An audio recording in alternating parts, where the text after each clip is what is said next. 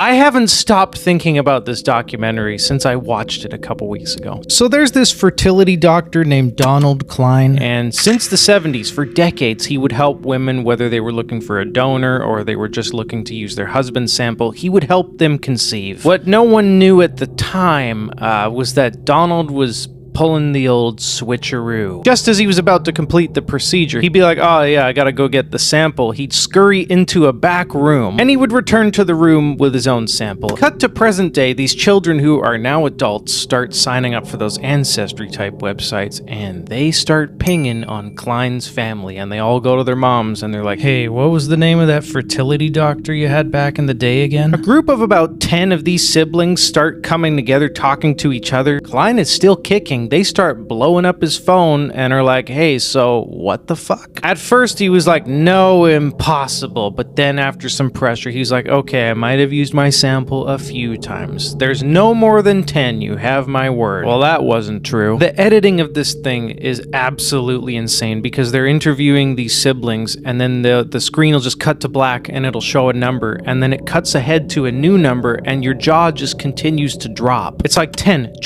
22, 63. Here's the most messed up part. They talked to this one woman. Her parents were actually friends with Klein and they had some fertility issues and they went to him. They went there under the impression, of course, that the husband's sample was going to be the sample that Klein used. They have their daughter and she grows up her whole life thinking that her dad is her dad, which of course was not the case, but that isn't even the worst part. She obviously knows Klein because of her parents' friendship with him and she goes to him as her doctor and he performs gynecological exams on her. Thank God it wasn't for fertility type stuff because he could have fathered a child with his child, so thank God that didn't happen, but still, how unbelievably messed up is that? Eventually they get to, I think, like 94 children, and when they start really looking into him, guess what? They find out, this happened in Indiana, they find out that there is no actual law permitting a doctor from using their own sample. He received a $500 fine because when the FBI started to look into it, he lied to them, so he got in trouble for lying, but he never actually got sentenced. They only just recently started to introduce laws saying, hey, you can't do that. Doctors, you can't use your own samples.